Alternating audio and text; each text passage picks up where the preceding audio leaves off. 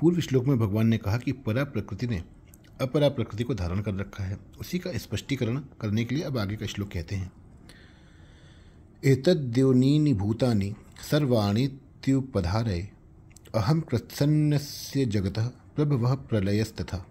संपूर्ण प्राणियों के उत्पन्न होने में अपरा और परा इन दोनों प्रकृतियों का संयोग ही कारण है, ऐसा तुम समझो। मैं संपूर्ण जगत का प्रभाव तथा प्रलय हूँ।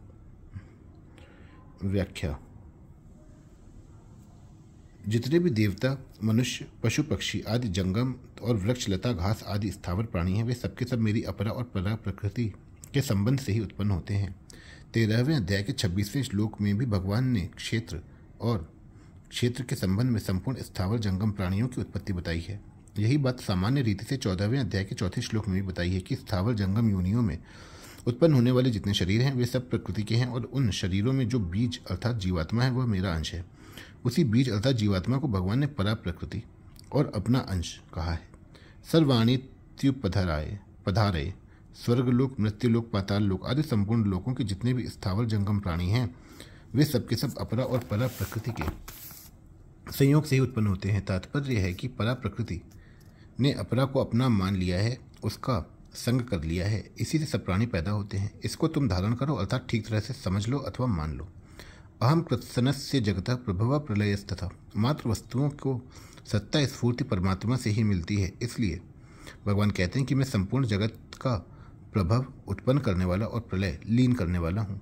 प्रभव का तात्पर्य है कि मैं ही इस जगत का निमित्त कारण हूँ, क्योंकि संपूर्ण सृष्टि मेरे संकल्प से पैदा हुई है।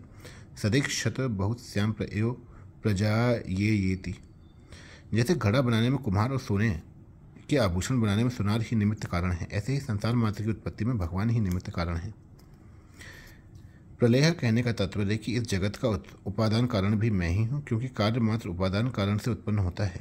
उपादान कारण से उत्पन्न होता है और उपादान कारण रूप से ही रहता है। अंत में उपादान कारण में ही लीन हो जाता है।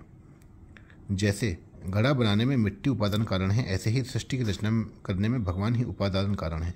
जैसे घड़ा मिट्टी से ही पैदा होता है, मिट्टी रूप ही रहता है और अंत में टूट करके घिसते घिसते मिट्टी ही बन जाता है। और जैसे सोने के यावन मात्र आभूषण सोने से ही उत्पन्न होते हैं, सोना रूप ही रहते हैं और अंत में सोना ही रह जाते हैं, ऐसे ही यह संसार भगवान से ही उत्पन्न होता है, भगवान में ही रहता है और अंत में भगवान में ही लीन हो जाता है। ऐसा जानना ही ज्ञान है। सब कुछ भगवत स्वरूप है, भगवान के सिवाय दूसरा कुछ है ही नहीं, ऐसा अनुभव हो जाना विज्ञान है। कृत्सनस्य जगतः पदों में भगवान ने अपने को जड़ चेतनात्मक संपूर्ण जगत का प्रभव और प्रलय बताया है। इसमें जड़ अपरा प्रकृति का प्रभाव और प्रलय बताना तो ठीक है, पर चेतन परा प्रकृति अर्थात जीवात्मा का उत्पत्ति और विनाश कैसे हुआ, क्योंकि वह तो नित्य तत्व है। नित्य सर्वगतः स्थाणुर्लोचलो अयम सनातन। जो परिवर्तनशील है उसको जगत कहते हैं। गच्छतीति जगत।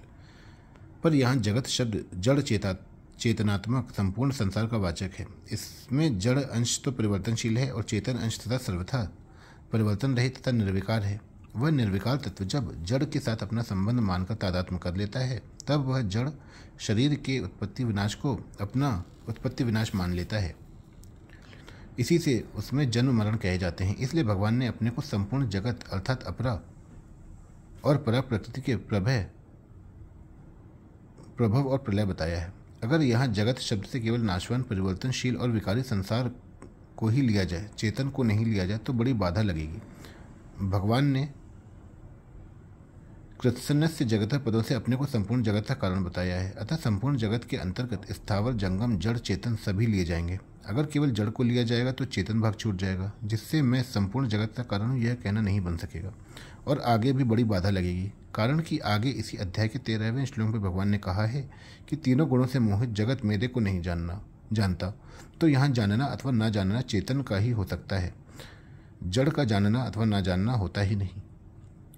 इसलिए जगत शब्द से केवल जड़ को ही नहीं चेतन को भी लेना पड़ेगा। ऐसे ही 16वें अध्याय के 8वें श्लोक में भी आसुरी संपदा वालों की मान्यता के अनुसार जगत शब्द से जड़ और चेतन दोनों ही लेने पड़ रहे हैं, क्योंकि आसुरी संपदा वाले व्यक्ति संपूर्ण शरीरधारी जीवों को असत्य मानते हैं, केवल जड़ को नहीं। इसलिए अगर वहाँ जगत शब्द से केवल जड़ संसार ही लिया जाए तो जगत को जड़ संसार को असत्य, मिथ्या और अप्रतिष्ठित कहने वाले अद्वैत सिद्धांती भी असली संप्रदाय वाले में आ जाएंगे, जो कि सर्वथा अनुचित है। ऐसे ही 8वें अध्याय के 26वें श्लोक में आए शुक्ल कृष्णे गति हेते जगतः पदों में जगत शब्द केवल जड़ का ही वाचक माने तो जड़ की शुक्ल और कृष्ण गति का क्या तात्पर्य होगा? गति तो चेतन की ही होती है। जड़ से तादात्म्य करने के कारण ही चेतन को जगत नाम से कहा गया है।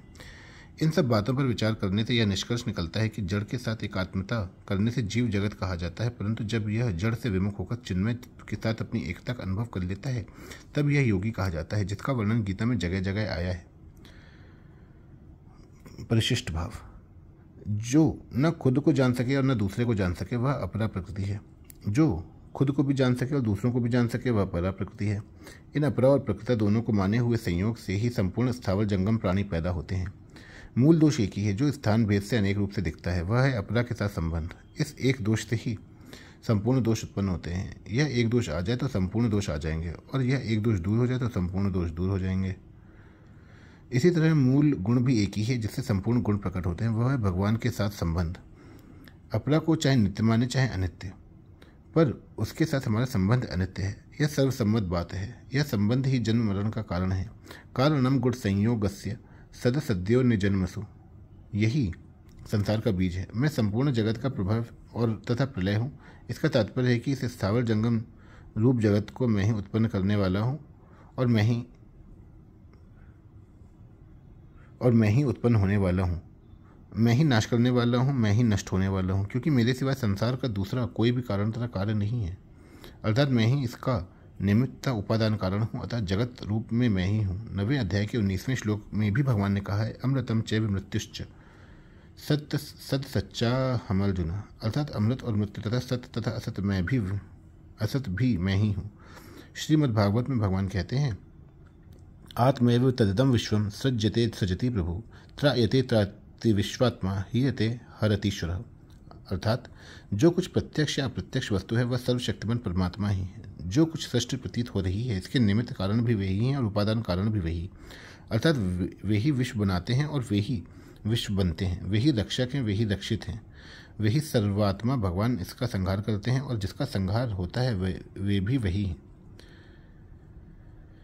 तैत्तिरीयोपनिषद में आया है कि अन्न भी मैं ही हूँ और अन्न को खाने वाला भी मैं ही हूँ। अहम अन्नम महमन्नम, अहम मन्ना दो अहम मन्ना दो अहम मन्नादः। तात्पर्य यह हो कि परा प्रकृति तथा उसके संयोग से पैदा होने वाले संपूर्ण प्राणी ये सबके सब एक भगवान ही हैं। कारण भी भगवान है और कार्य भी।